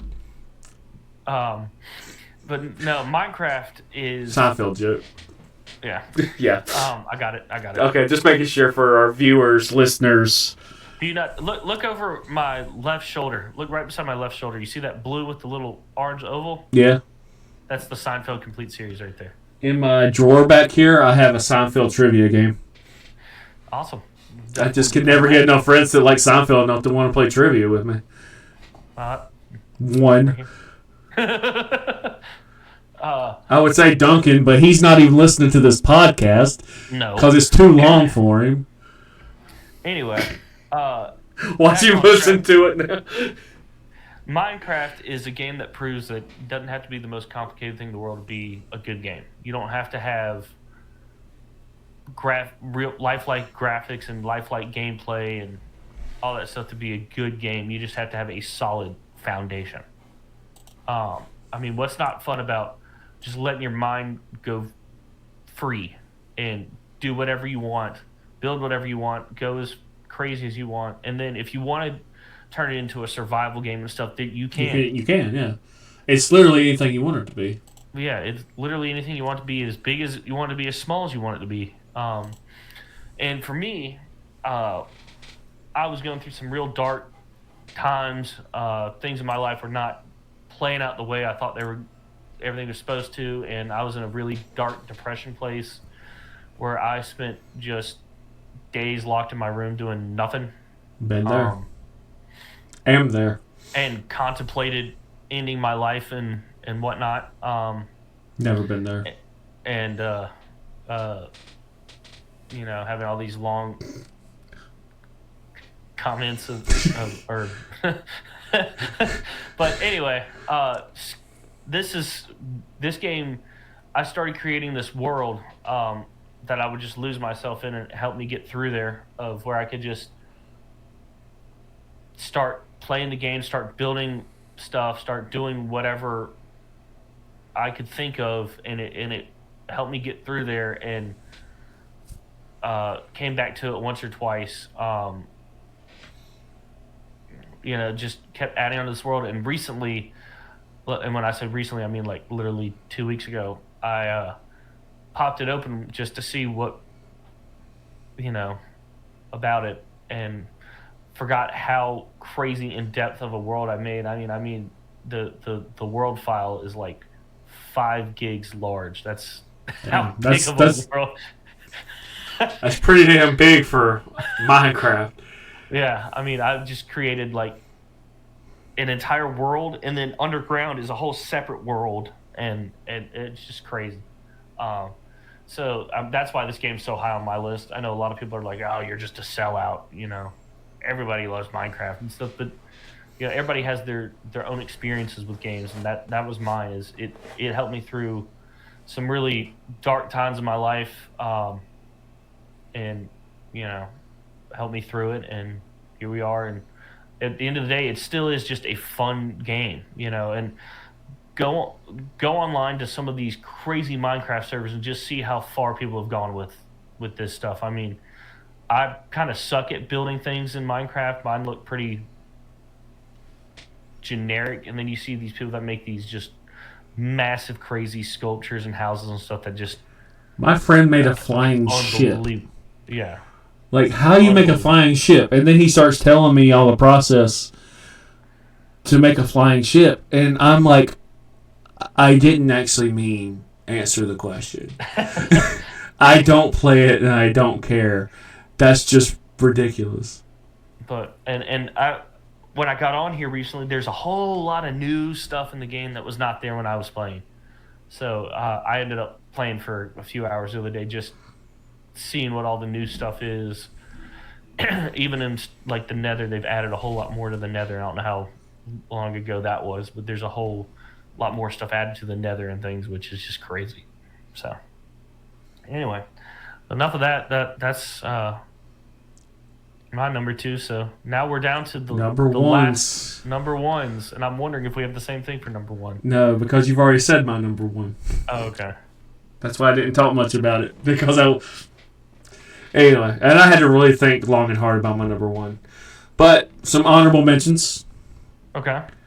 I've already said Majora's Mask, Ruby and Sapphire, and Wind Waker. Mm-hmm. The God of War series. Oh yeah. Growing up, if you weren't playing God of War, you weren't a gamer. No. And now the God of War 2018, did it come out same year as 2015? Something like that. The new one and Ragnarok. Ragnarok. Oh my god. So hard, good. But so good. So good. Like my dick. So hard, but so good. I wouldn't know. I'll eventually get more confidence on the mic and be like, my dick! No one clipped that out. Anyway, Bioshock. The Bioshock series. Okay, yep, absolutely. I'm so mad because I missed one trophy for Platinum, and I don't want to replay the whole game because I have the collector's edition, or yeah. Skyrim. Everyone knows Skyrim. It had to be some sort of mention on my list. It's your number 1, isn't it? Maybe. I had to mention Guitar Hero or Rock Band, because that's what got me into music. I still have the guitars for the PS2 and all the PS2 Guitar Hero games. I still got them. Just and when Rock Band came out with the drums, yeah, I did. Oh man, I was like, I love guitar, but when you're playing drums, like, it's just so much more fun. Blisters on both hands. Oh yeah. Like, made you feel like you could actually play a guitar, and then you go pick one up and go, yeah, nope, never mind. It's why I have it. You can't see it. It's over here. It's why I have guitars. Like, it's why I started playing guitar. I'm like, there's no way this game is harder than playing a real guitar, and I was right. Playing real guitar is so much easier than Guitar Hero. Anyway, had to mention that. Of course, I have to mention Baldur's Gate. Baldur's Gate 3. Everyone knows. I can't say any more than what everyone else said about it, because either you hate it because it's turn-based, or you love it because it's just like Dungeons and Dragons without the woke element. Yeah, I said it. I said the W word. And then Shadow of War. Woke. You said something about a system or a certain way to play a game, and that reminded me of the Nemesis system that is in Shadow of War, where you can kill something and it come back for you and try to kill you over and over again because it has a personal grudge against you. Yeah. And no one's done anything like that since the Shadow of War, Shadow of Mordor games. Dude, those games. So good. I forgot about those until you just said, oh my gosh, yeah. Those are definitely good. I don't have actual honorable mentions on my list, but that would be an honorable mention for sure. It was like they took the Assassin's Creed formula and they jacked it up to 11 and made you magical. Like, yes. And then it's set in the Lord of the Rings world, which is, it's not Middle Earth is badass. Yeah, anyway. It's not the canon world, which is kind of sad, because I'm like, the Wraith is Celebrimbor, the maker of the rings, and he's trying to get, the one wing was forged when Celebrimbor needed it in this game, and now he can dominate, and holy crap, no, that would be cool though. But they have like little things you can find in it. Sauron. But I mean, the fact that it's in Middle Earth. Middle Earth is just such a cool place. And the gameplay's fun. The Nemesis system's fun. The whole hierarchy system that they have in it's fun, where you have chiefs and whatever. It's just such a good game. Oh yeah. But all of those just pale in comparison to my number one, and I can't believe I'm saying this because I haven't actually finished the game. But when it comes to putting you in a world and letting you be who you want to be with an amazing story, amazing cast of characters, you're basically playing a movie. The one game, for me, that you've already said, is Red Dead Redemption 2. Like, it is so good. It might be a perfect video game. Well, yeah. It's so good. I'm getting chills. Like, it is a Western. I wonder why you were unusually quiet when I mentioned that game. Because I was saving it. I was like, I thought he liked this game. I love that game. Yes. Oh, man, I forgot Ghost of Tsushima. Another honorable mention. Ghost of Tsushima. But, oh my God, Red Dead Redemption 2, they took their time on it. Rockstar, holy shit. It's like, hey, let's do GTA, but in the Wild West, where it makes more sense. Right. And I just watched, I saw an article from The Gamer. Again, gaming journalism is out of touch and stupid.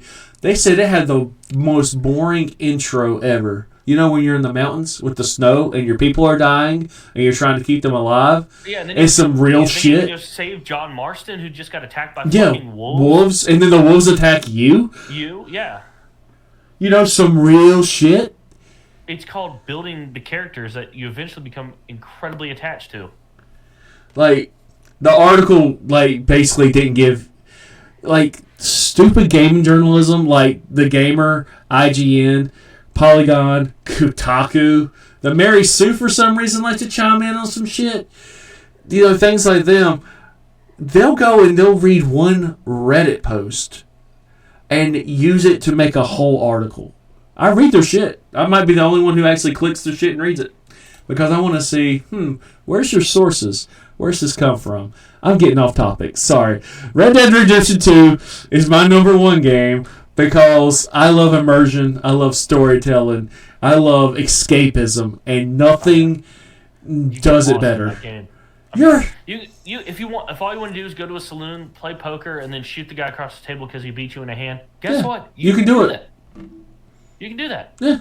If you want to be a bounty hunter, you can do it. You can do that. If you want to just go around wrangling horses and selling them to somebody, you can do that. To get some money, I was stealing wagons. Yeah, the stagecoaches. I was doing that just for fun. Yeah, you can do that. You can do that. There's so much you can do in this game and live out your fantasy of being in a damn John Wayne, Clint Eastwood Western movie, you know? And it's beautiful. And it's done so well. That's the thing. And I mean, they took so much time to animate. The horses take a shit in this game. Like, literally. The horse will sit there and shit. The horse's balls will shrivel up when it's cold. Who thinks of that amount of detail? Nobody. Rockstar. Because a lazy game developer will be like, all the horses are women, and we don't have to worry about testicles to begin with. And don't get me started on lazy game development. Oh, Lord. Looking at you, Veilguard. I knew that was coming. At least Concord looked okay. Good God, Veilguard was terrible. Oh, Lord. Forgot what I was saying. There's not... We could do a whole podcast just talking about Red Dead 2, man. I mean... It's so good. And I didn't even beat it. I got to fucking chapter 3, I think. I don't even know what Dutch's plan is. That's a joke because there is no plan. Dutch doesn't have a plan. No. Damn it, Arthur. Just trust the plan. Oh my gosh. That was the game that my 7-year-old dad is hooked on. He still loves that game. That's just how good of a game it is that you don't have to be a gamer to play it either. No. I can show it to my cousin, and he loves Westerns. It appeals to so many people, and there's something there for everybody at every skill level. I mean, it's... The thing for me, and I talked about it earlier, was the characters in that game. There's so much depth in the characters. They feel alive. Real. Yeah, they're not like real. They're not just like regular NPCs. Like that's become sort of a slang term for someone who doesn't really have much going on behind the eyes. But these people, they actually feel real. They do, which makes me not want to shoot them like every other GTA game. That game was just done so well. I've watched a bunch of interviews with the cast and stuff, and they're proud of it. Yeah, I'm wondering if I shave this and just keep the stash. If I can late on the podcast, guys. I'm sorry. We're tired. This is 3.5 hours. We're almost there, but almost there. But no, I mean I've seen all these interviews with the guys behind the scenes, and it sounded like they genuinely loved what they were doing and got into their characters, and it pays off. Yeah. They genuinely, in some of the scenes where they had to film certain people's death scenes and stuff, they were actually getting emotional about it and stuff, because it was like, we're losing a friend in this scene, because it just felt so real to them, Lenny deserved better. And if you go back and play it again, and you'll notice small things like foreshadowing stuff. Like when Arthur goes and, for what's his name, Strauss, goes to collect money, a dude with tuberculosis coughs on him. Coughs blood on him. And at the time he's like, oh, this sucks. And then that ends up killing him. Like, it's... spoiler alert. If you don't know by now, good God, where have you been? Play this game. This in Wukong. Play this in Wukong. But it's just the amount of dialogue exchange too is just crazy to me. That there's little small dialogue exchanges that are different based on events that have gone through the game and that kind of thing. It's just the amount of detail, and it shows you why it took so long to make this game. I can't remember. I think it took them like 7 years to develop this game from start to finish or something like that. They filmed it for like 4 years or something. Concord took 8. Vanguard took 10. Well, geez, somebody was doing something right with their time and somebody wasn't.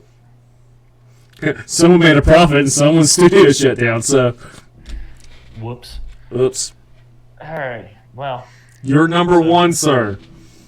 So my number one was one of your honorable mentions, Skyrim. I knew it. But you're not wrong. Skyrim is my number one. It's still a great game and still has amazing fan following right now. It's kind of everything that you want in an RPG. Now there's not as much freedom and stuff as Red Dead. There is to an extent. You can go be part of the Thieves Guild if that's all you want to do, or be part of the Dark Brotherhood if that's all you want to do, or you can be, there's all these different factions and things you can go do. All these side quests. There's hundreds and hundreds and hundreds of hours of gameplay and stuff, and go try to find specific weapons or go try to grind up specific characteristics. If you want to be a magic-oriented character, you can do that. And even within the magic, you can divide it up even more of, I want to be destruction, or I want to focus on conjuring, I want to focus on illusion, I want to, the level up mechanic in that game is one of the things that just hooked me in. Was there's not a right path or a wrong path. There are 10,000 paths to take. Yep. And I remember the game being hyped, and when it finally dropped, which was like November 11th, 2011 or something like that. It was like 11. Yep. Yep. And I knew people that took sick days from school to stay home and play that game. I took a sick day for Ragnarok. I'm not gonna lie. But then it got re-released as the special edition on. That's another game that has been on 3 generations of consoles. It got re-released and re-released and re-released and re-released, and there's a mobile game. Yeah, and then there's DLCs to it and stuff. DLCs and mods. And the modding community on that is just unreal. They can make it a completely different game. Oh, Cyberpunk 2077, also great for mods. Another honorable mention. There's so many good games. Like, when game developers are like, we're thinking about changing our prices to $100 a game. Look at this list. You ain't got to do that. These things are on sale most of the time. Yeah. If you get any of these games on sale or see them on sale, do it. But, for me, Skyrim was just one of those games that I just looked the other day. I've put between Skyrim and Skyrim Special Edition just on Steam. This is not what I've done on PlayStation, which is where I first played. It was on PS3. 360 for me. And then I had it on 360. And then I've had it on PS4. And I had it on Switch. So not including all that, over 500 hours just on PC alone, which is where I play it most of the time because that's where the big modding community is on PC. But and it's crazy. You can spend that much time in a video game and it not get stale, not get boring, not get repetitive. Because there's all these things you can do. Things you can do, and then you could go through and play it a second time and say, last time I went this way on this mission. What happens if I go this way? And then I go this way, and then go back this way. And I always end up being some sort of archer with conjuration, though. Yeah. And I've even done some obscure stuff, like tried to be like an Argonian and some of these more obscure characters and stuff. A lusty Argonian? Yeah. That's another video I gotta show you. Skyrim Book Report by the same guy, and he goes through all the written lore that is in Skyrim. See, that's one of the crazy things. You can actually pick up a book and read it. Like actual history books. Like and I had played Oblivion, and I thought that was a great game. Then this came out and blew everything about Oblivion out of the water. I mean, and it really Oblivion, feel like hopefully it's coming back. Yeah, but it felt like this. I had actually played Morrowind too and Oblivion, and then that's what got me into it was Morrowind. Yeah, but I wasn't good because I was like 6. Yeah, I was really young when I first played it, but it takes all the history from those and builds onto it and I mean, just fucking phenomenal game. I don't know what else to say about it other than it's just a phenomenal game. I can't believe it's only an honorable mention on your list, but you know. If you're shaming me for my list, fuck you. I like my list. No, I did too. I'm just shaming that one pick. I never actually beat Skyrim because I got so caught up in side stuff. And I've beaten it one time. The very first time I played it, I went through and only did like the story quest. I didn't know that I could do all these side quests until I was at my friend brought his PlayStation over, and he was showing. It was one of my birthday parties, and we had like 3 people with consoles over, and we had like multiple TVs set up, and we were all playing Skyrim, and they were like, "Oh, have you done the Dark Brotherhood quest?" Yeah, and I'm sitting there going, "Dark Brotherhood, what?" And Dark Brotherhood was my favorite. They showed me the Dark Brotherhood and the Thieves Guild and all these other things. I'm like, I didn't know you could do all these other quests. And they're like, yeah, they're not main story quests. They're all these side quests. And I had only done like a couple of side quests here and there that kind of popped up as you're going through the story. But so every time since then that I've played it, I do nothing but side quests mainly. I mean, even like the war of the Stormcloaks versus the Imperials and stuff, go through that whole quest line and the companion quest line, which is always really fun. And I mean, just the list goes on and on. And then they introduced the DLC, and I loved the DLC to that game. The DLC was very well handled. Like, I mean, it wasn't a money grab. It was like, oh, we have more story to tell.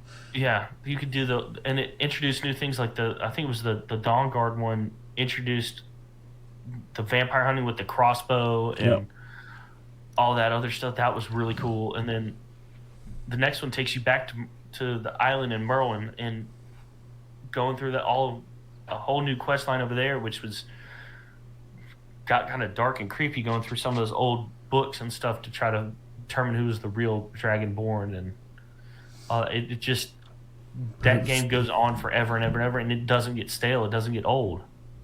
And in fact, you're sad when it's over. You're not like, right. Oh, thank God I'm done with that. It's, man, I want to do that again. Yeah, exactly. Like Wukong. Nobody? Okay. I just started a new game. I'm very happy.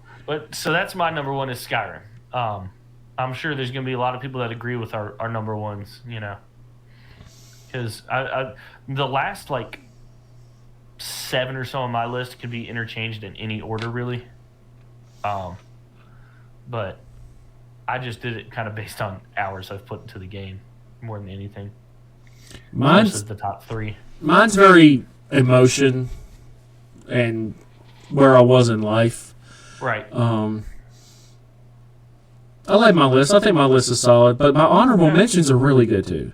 So definitely don't want to overlook them. It's interesting to see how different some of our stuff on the list was, but then some of it was right there next to each other. Yeah. You know, like Arkham City and Spider-Man and Skyrim and Red Dead and Pokemon Gold and Silver. You know. He said Red Dead, and I'm like, oh, shit. Just hoping it was a little higher. But all right, it looks like we're finally done with our lists. We're done with it. This went on a lot longer than I thought it was going to. That's what she said. Not to me. Same. Is dying alone really that bad?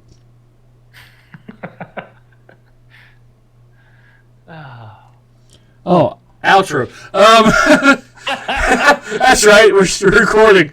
Oh shit! I didn't hit record. I'm just fucking with you.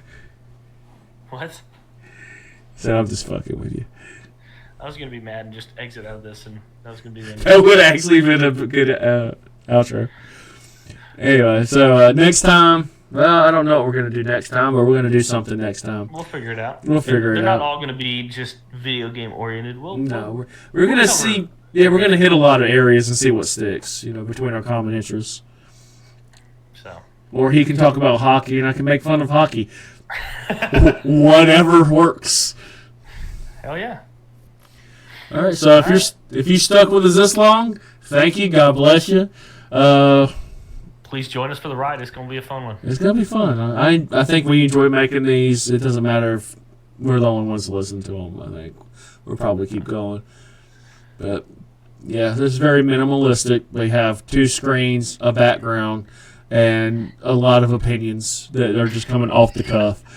Just 2 friends hanging out. If that's what you like in a podcast, then this is the podcast for you, man. Yeah, like and subscribe. Yep. Y'all take care.